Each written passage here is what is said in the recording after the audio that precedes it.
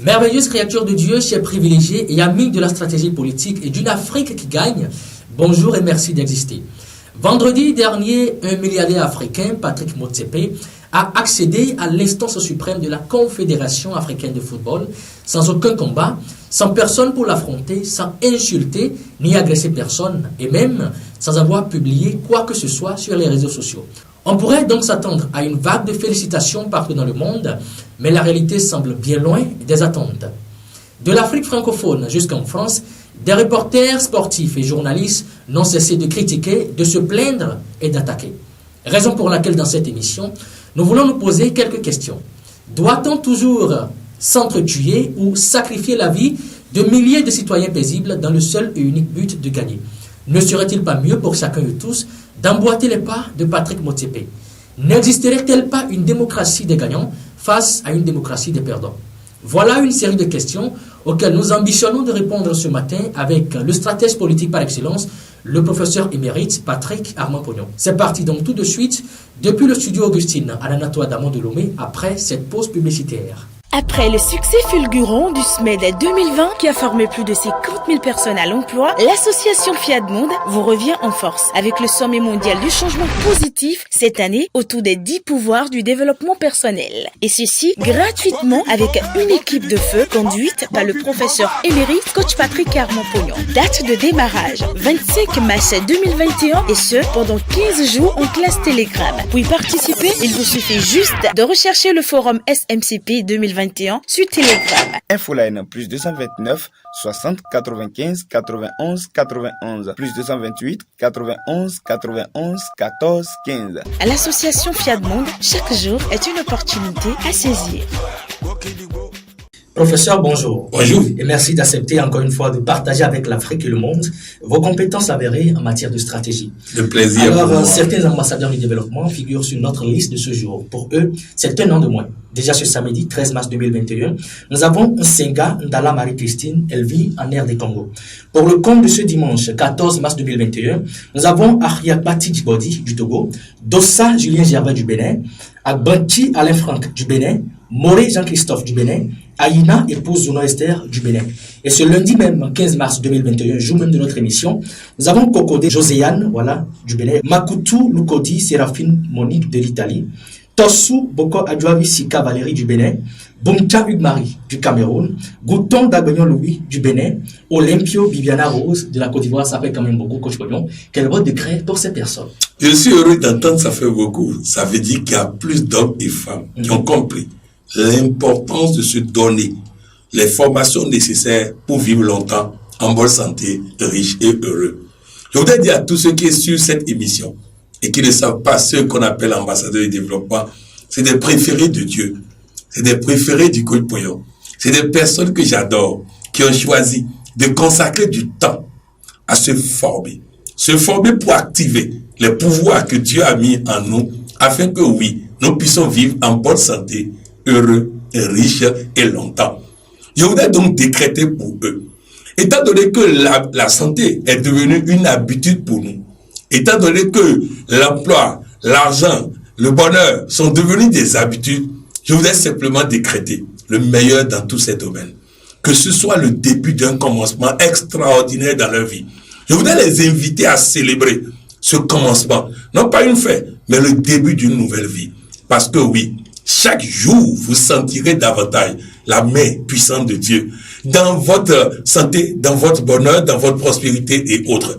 Rappelez-vous, j'ai demandé à Dieu en 2021 de manifester à travers votre vie combien il est puissant, combien il est grand, et il le fera. Changeons de paradigme politique. Alors, Coach Pognon, la thématique impérative de ce matin. Alors, vous affirmez qu'il y a une personne qui a réussi ce défi, il y a une personne qui a réussi ce challenge. Vous parlez de Patrick Motsepe. Alors, quelle lecture faites-vous de sa stratégie? Patrick Motsepe n'est pas milliardaire pour rien. Il a démontré. Il n'est pas la 10e fortune de l'Afrique pour rien. Il a démontré. Pour ceux qui pensent qu'il est héritier d'une grosse fortune, non. Patrick Motsepe a souffert de l'apartheid. Et juste au lendemain de l'apartheid, il fait partie des jeunes avocats qui ont mis en place les premiers cabinets en Afrique du Sud. Après, il a trouvé une opportunité d'acheter des mines moins chères, des mines d'or. Il a acheté et c'est en faisant preuve de stratégie qu'il a réussi à partir de cette mine a déployé au travers de l'Afrique sa grande fortune. Et aujourd'hui, et de façon incontestable depuis des années, il est la 10e personne la plus riche de l'Afrique. Je vais vous expliquer. Patrick Motsepe n'a jamais été ministre.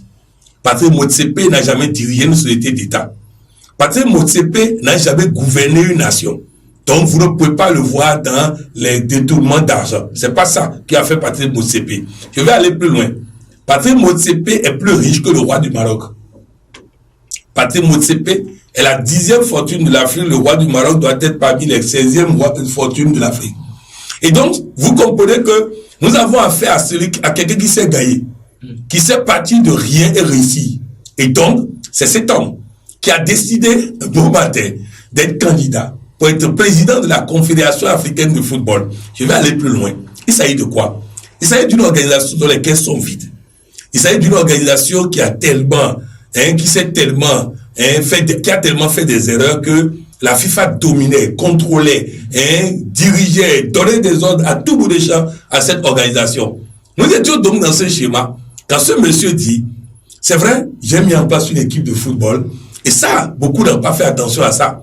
Rares sont ceux qui peuvent dire, j'ai mis en place une équipe de football après que d'autres soient dans la course depuis longtemps, et j'ai réussi à être 7 fois champion de l'Afrique du Sud, et j'ai réussi à être champion de l'Afrique. Ça dit que c'est un monsieur qui a un parcours. Quand on dit oui, on ne le connaît pas dans le domaine du football. Lui se connaît dans le domaine du football. Les victoires le connaissent dans le domaine du football. Ensuite, c'est ce monsieur qui décide d'être président de la Confédération africaine de football. Et qui, sans tirer un seul coup de feu, comme un général, un bon général n'est pas celui qui tue tout le monde pour gagner une guerre.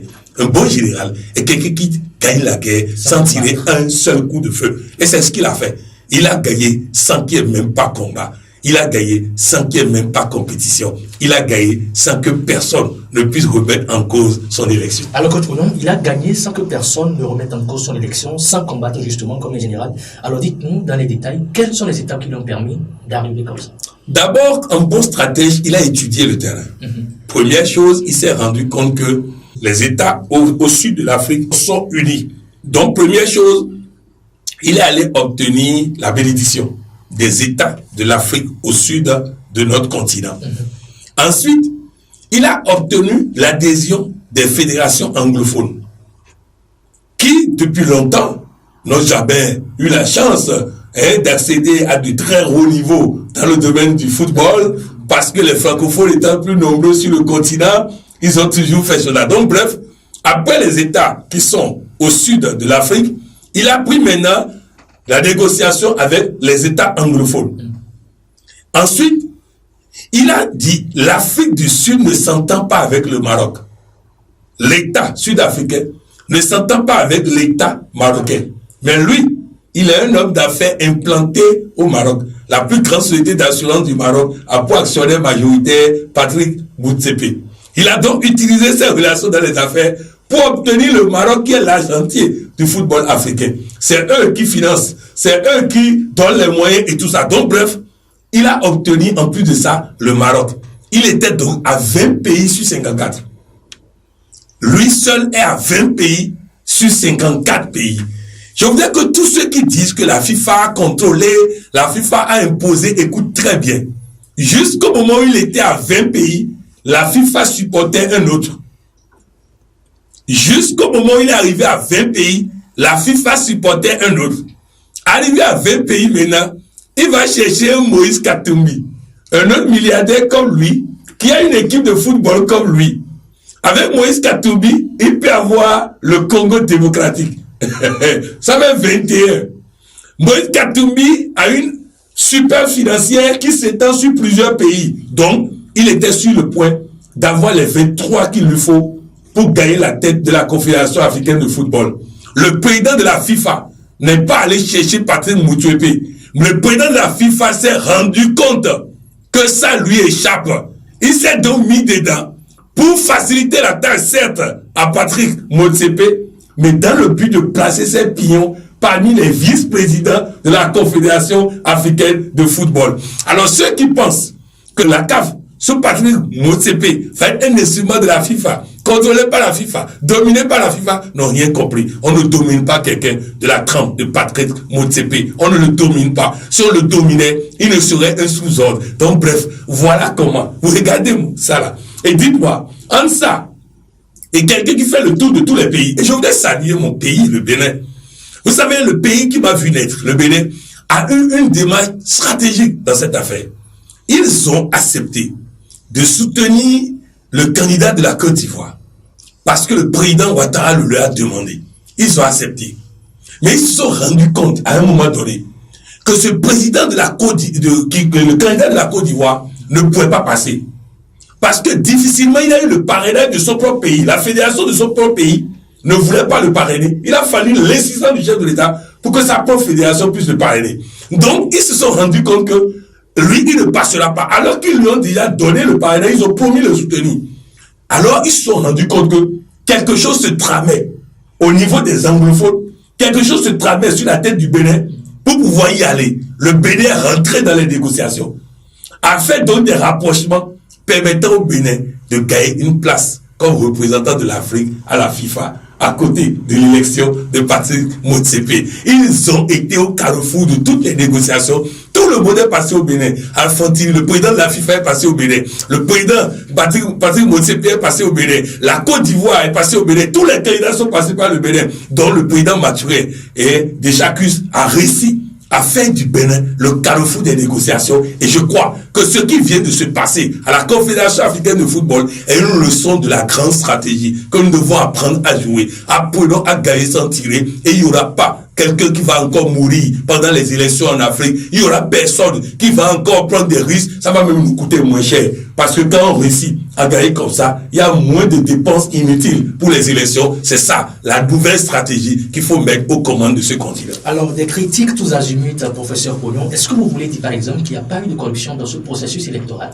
D'abord, je vais vous dire que j'ai été surpris de voir que les journalistes français sont embarqués dans le même débat. Non, c'est pas possible. Non, c'est pas sonné. Non, le football a été sacrifié. Quelqu'un qui a créé un club de football et qui en a fait l'un des meilleurs en Afrique, serait-il incapable pour développer le football africain? Non, c'est parce que, justement, les intérêts habituels n'ont pas été sauvegardés.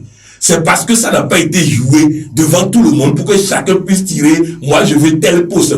Moi, je veux journaliste accrédité. Moi, je veux ceci. Ça a été joué derrière tous ceux qui mangeaient dans le football. Ça a été joué derrière eux. C'est pour ça qu'ils s'énervent. Vous savez, aujourd'hui, à la CAF et à la FIFA, c'est la surveillance totale. Actuellement, là, les commissions éthiques, vous savez toutes les sanctions qui ont eu lieu à la commission éthique à cause de mauvais ceci, tout ça. Donc, tout le monde a peur aujourd'hui. Mais bref, je dis, cette élection est à saluer. C'est de la classe, c'est de l'élégance, c'est de la haute stratégie. Et je crois que je salue, je ne porte pas le prénom, le même prénom que lui par hasard, je salue Patrick Motsepe pour cette victoire à la hauteur des grands hommes. Il faut des grands hommes pour gagner sans qu'il n'y ait même pas combat. Pour en revenir à la thématique de cette émission, professeur, dites-nous, c'est quoi un paradigme et c'est quoi un paradigme politique?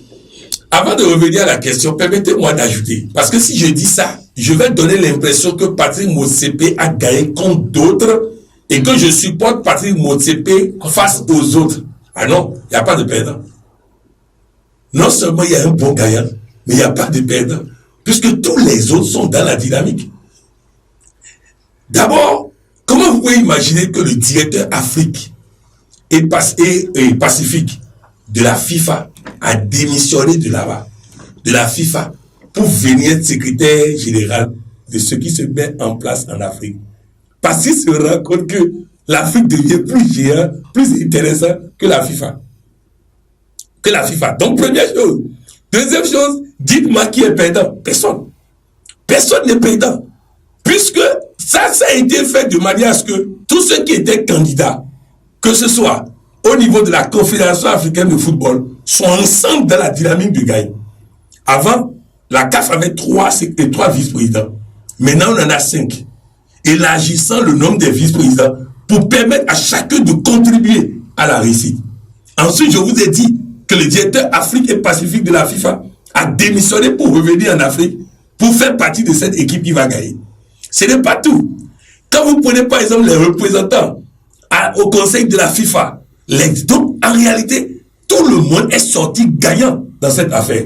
Et donc, là dont je parle, la science dont je suis en train de faire la promotion en Afrique, en matière de stratégie, c'est non seulement gagner sans tirer, gagner sans combattre, mais permettre aussi aux autres de gagner. Gagner avec les autres. Gagner avec les autres. Et pour revenir à votre question, un paradigme est un ensemble de règles qui font deux choses. Il délimite des frontières et il fixe des règlements pour la réussite dans le cadre de cette frontière-là. C'est-à-dire que lorsque je suis, par exemple, un chat, j'ai été brûlé par l'eau chaude. Je développe donc des paradigmes selon lesquels l'eau chaude brûle. L'eau chaude brûle. C'est une bonne information pour moi. Mais le danger, c'est quand je ne commence pas à dire toute eau brûle. Quand parce que j'ai été brûlé par l'eau chaude, je considère toute eau comme eau qui brûle. Alors ça devient un paradigme. Ça devient un paradigme dangereux. Ça devient un paradigme mortel. C'est une maladie mortelle, les paradigmes, quand c'est fermé. Je vais aller dans d'autres détails pour que vous compreniez. Lorsque l'Africain dit, pour gagner une élection, il doit y avoir des candidats en face. Voilà un paradigme. Voilà une bêtise que la francophonie nous a installée. L'objectif est-il d'élire un chef d'État compétent, un homme d'État compétent, un dirigeant compétent, ou bien que les gens s'affrontent? Voilà comment le paradigme a égaré les uns et les autres. L'un des paradigmes politiques est dangereux, c'est de faire croire que pour faire la politique, il faut insulter l'autre. Quand je suis opposant, je dois dire tout le temps que ce que le régime fait est mauvais. Quand je suis du régime, je dois dire tout le temps que ce que le régime fait est bon. Ce sont des paradigmes dangereux. Et ce sont ces paradigmes qui font qu'à chaque élection en Afrique, nous avons des morts. Parce que nous sommes dans une logique que pour qu'il y ait élection, il faut qu'il y ait bagarre. C'est un mauvais paradigme. Et il va falloir que nous puissions arrêter cette mauvaise école que nous avons apprise. On peut féliciter l'autre et le battre. On peut reconnaître les mérites de l'autre et le battre. On peut encourager l'autre et le battre. On peut applaudir l'autre et le battre. Il y a une expression africaine qui dit que lorsque ton ennemi a porté un joli habit, il faut reconnaître. Il faut le reconnaître. Ah, ça, ce n'était pas intégré dans le paradigme politique que nous avons mis en place.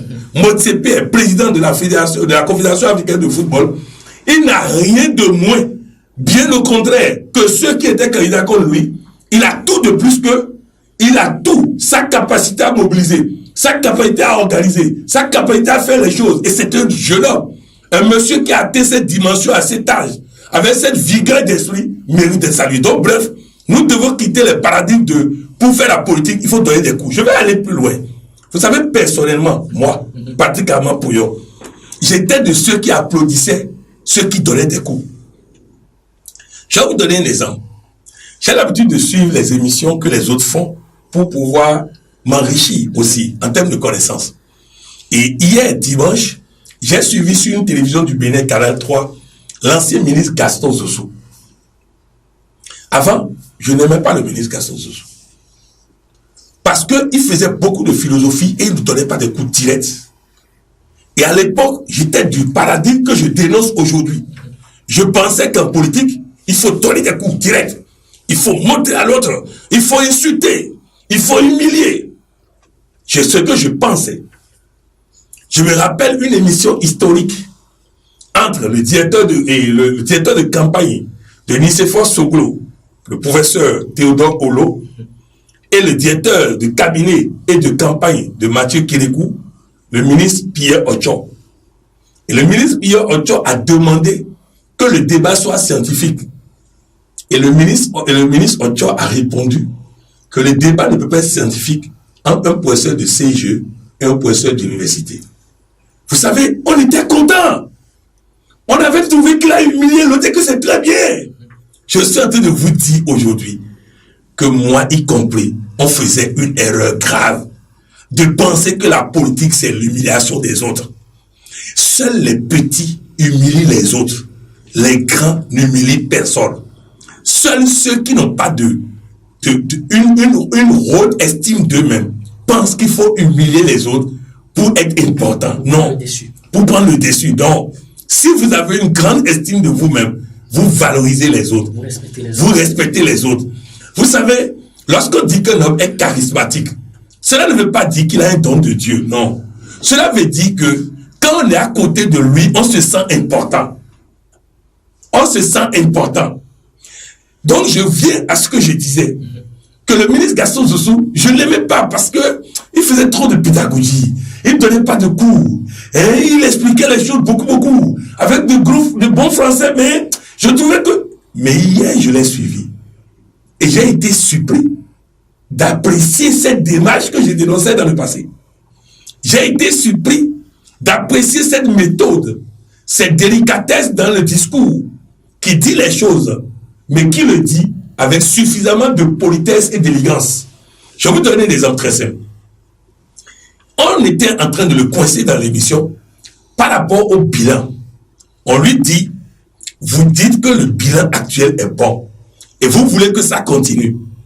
Mais, dites-moi, les autres aussi trouvent que le bilan est mauvais et veulent que ça s'arrête. Pourquoi on va vous croire, vous, à qui on a donné un poste et qui, par reconnaissance, veut dire que c'est bon? Et voilà ce qu'il répond. Il dit, j'ai pris la tête de la loterie nationale du Bénin 59 ans après qu'on ait créé la loterie nationale. La moyenne du chiffre d'affaires annuel des 59 ans, le plus grand chiffre d'affaires réalisé au cours d'une année, pendant les 59 ans, fait 10 milliards. Fait 10 milliards. L'année passée, j'ai fait 58 milliards. Il dit, dans l'année 2020, j'ai fait 58 milliards. Cette année, je suis en train d'aller vers 90 milliards. C'est-à-dire, non. En fait, les amis, c'est très important. Il ne répond pas des analyses sans parler des autres. Il parle de lui. Il parle de ce qu'il a vu. Il m'a impressionné par la qualité de son discours. Il m'a impressionné par sa présentation du bilan. Et donc, je dis, hier, j'aurais voulu qu'il vienne, qu'il insulte les autres, qu'il les traite de tout. C'est vrai qu'il n'a pas manqué élégamment de donner des coups en face. Mais il a fait de manière à ce que les autres aussi peuvent apprendre de ce qu'il dit. C'est ça, le nouveau paradigme qui doit permettre de gagner. Il ne m'a pas convaincu en insultant et en humiliant les autres. Il m'a convaincu en présentant ce qu'il maîtrise le mieux. Le paradigme est-il toujours une mauvaise chose? Le paradigme est une mauvaise chose lorsqu'il est fermé. Lorsque ça devient le seul paradigme. Lorsqu'on ne veut plus apprendre. Lorsqu'on ne veut plus savoir. Je vais vous donner un exemple très simple. Pour beaucoup, la mort est une chose normale. On le dit même dans les discours. Dans les discours d'enterrement, Dieu a donné, Dieu a repris, les amis. Arrêtez de mettre Dieu dans ça. Quelqu'un a refusé ou n'a pas eu l'opportunité d'apprendre comment terroriser la mort, et la mort l'a terrorisé. Cela ne veut pas dire que la mort est une chose normale.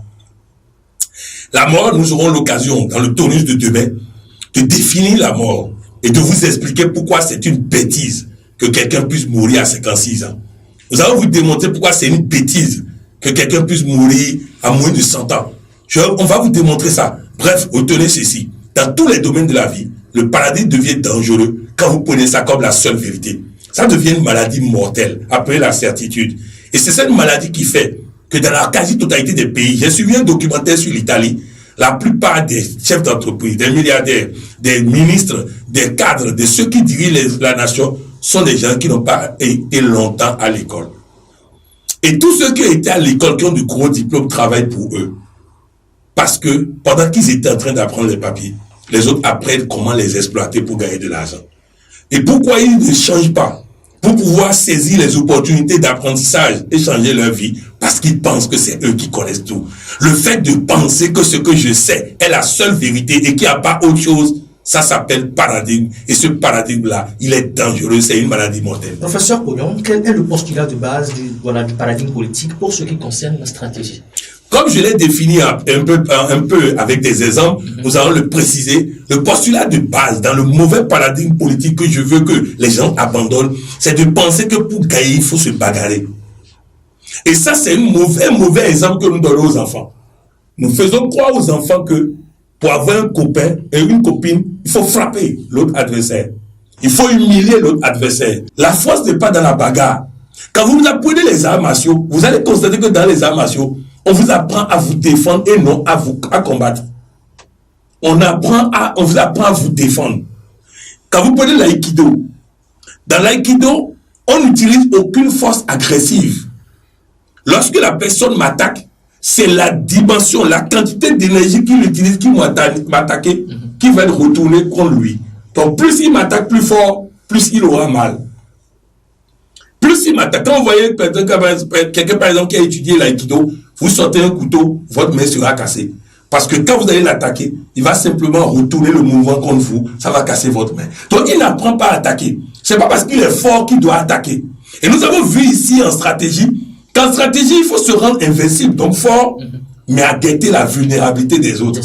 Donc c'est pour dire que le postulat de base, qui consiste à ce que dès que je crée un parti politique, je commence pas à insulter les gens, pas attaquer les gens, pas agresser les gens. J'aille sur les réseaux sociaux au lieu d'aller sur le terrain pour mettre en place des cellules un peu partout. Je commence pas à attaquer, pas à insulter.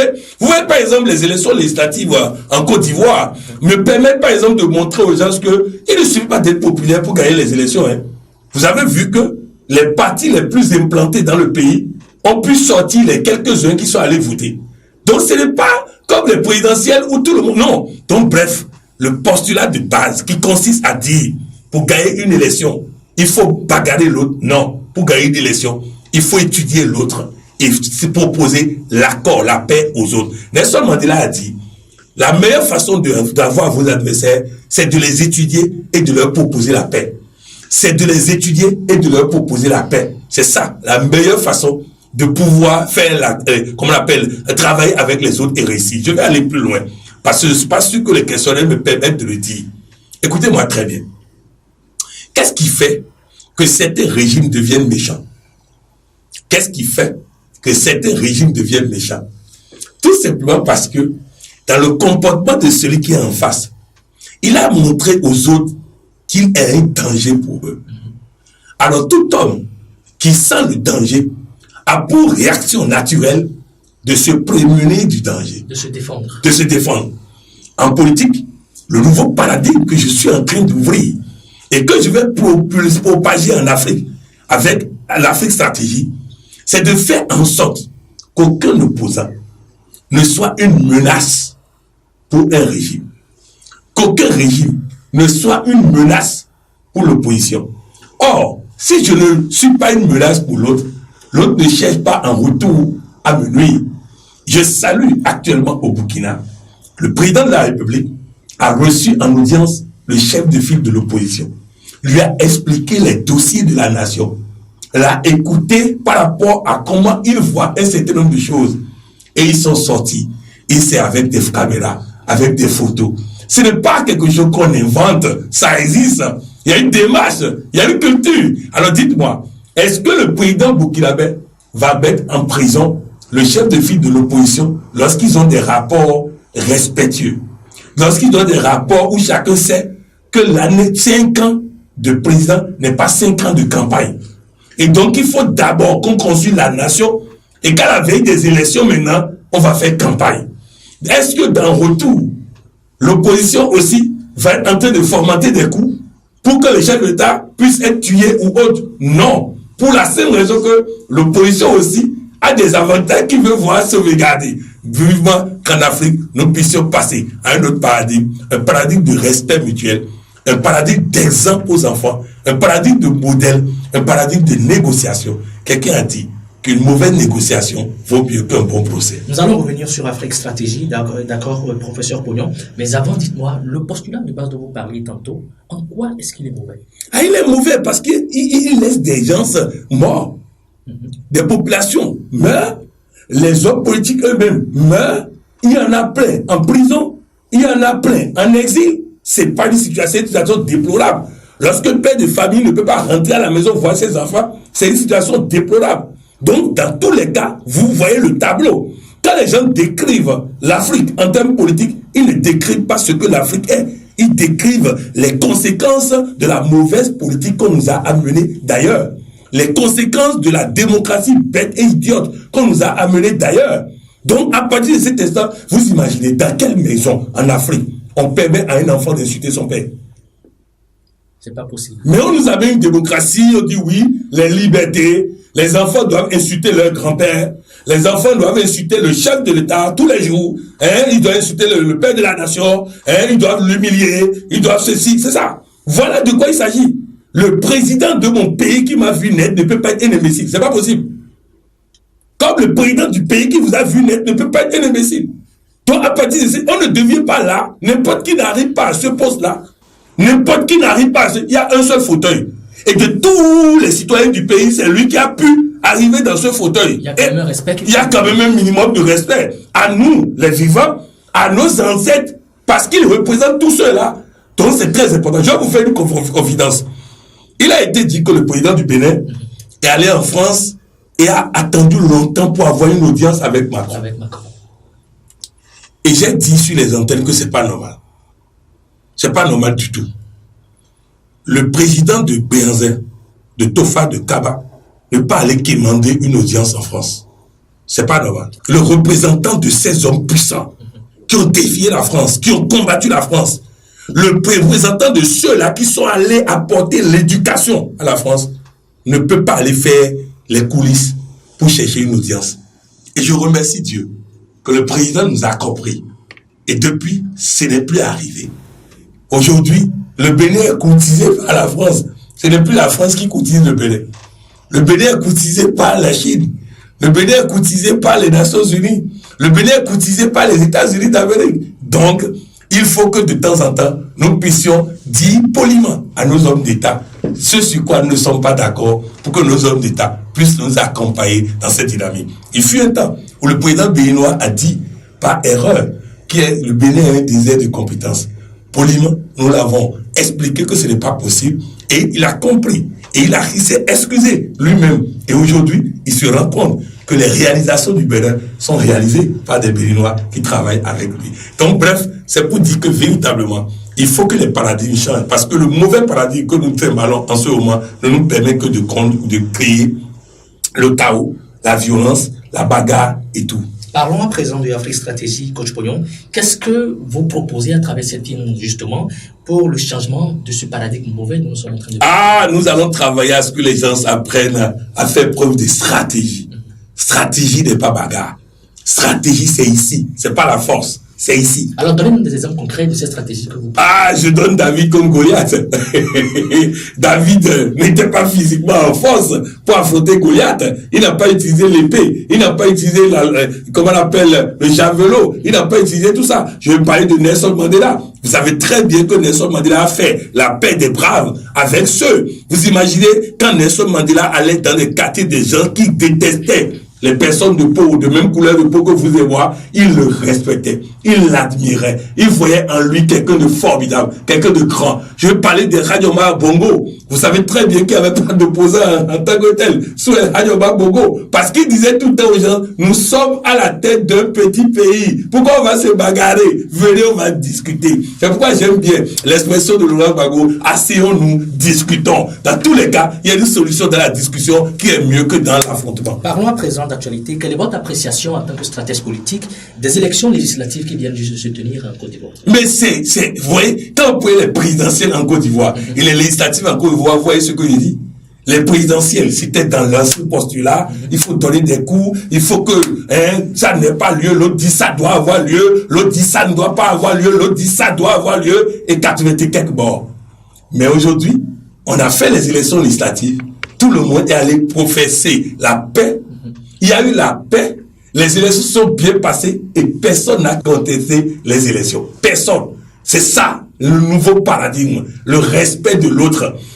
Qu'on fasse les choses dans la politesse. Et je salue le discours du président Laurent Gbagbo qui a dénoncé à la fin de la campagne les quelques personnes de tous les camps qui ont tenu encore des propos dans l'ancien postulat. Non, aujourd'hui, on peut se parler poliment, on peut sourire, on peut aller dans la discipline et le respect de l'autre et gagner des élections. Une fois encore, dites-nous, en quoi le sommet mondial pour le changement positif peut-il être utile à nos hommes politiques? Déjà, pour que personne ne meure, alors qu'il est compétent et qu'on a besoin de lui.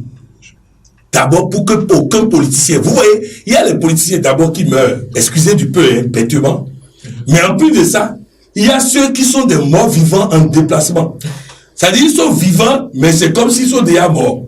Vous les voyez, ils sont, c'est-à-dire, non, à 50 ans, 60 ans, on dirait des gens de 80, 90. C'est ça. Il y a plein de politiciens morts vivants. Il y a plein de politiciens morts vivants. Or, imaginez, on investit sur le politicien. On investit pour qu'il se bonifie, pour qu'il apprenne. Alors, il va falloir qu'il puisse terroriser la maladie, terroriser la mort, il puisse apprendre, à activer le pouvoir du développement personnel en lui, afin que oui, il puisse vivre longtemps. Nous avons besoin des hommes pour nous représenter pendant longtemps, parce que faut pas le laisser faire des erreurs, et quand il a appris maintenant de ses erreurs, et il veut travailler maintenant, il va mourir, c'est pas normal du tout. Mais Steve Jobs devait dire sur son lit de mort, si je savais que l'argent ne peut pas louer quelqu'un pour tomber malade à ma place, j'aurais cherché comment terroriser la maladie, comment terroriser la mort, au même moment où je cherchais l'argent. Je voudrais dire aux hommes politiques, apprenez à terroriser la mort, apprenez à terroriser la maladie, et vous allez vivre longtemps en bonne santé pour nous conduire vers des lendemains meilleurs, vers les verts pâturages, vers les eaux paisibles. Nous sommes dans les derniers moments de cette émission, Coach Pouillon. Dernières informations en date et votre mot de fin. Je voudrais simplement dire aux uns et aux autres que le sommet mondial du changement positif est justement un des grands rendez-vous qui permettent aux uns et aux autres d'activer les pouvoirs du développement personnel en eux.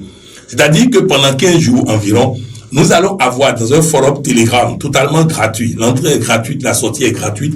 Il suffit que vous allez sur Telegram et vous écrivez, vous cherchez SMCP, Sommet mondial de changement positif, ça fait SMCP. Nous allons mettre les liens dans la description. Voilà, vous allez trouver et vous rejoignez le forum. C'est un forum public, donc vous pouvez rejoindre vous-même.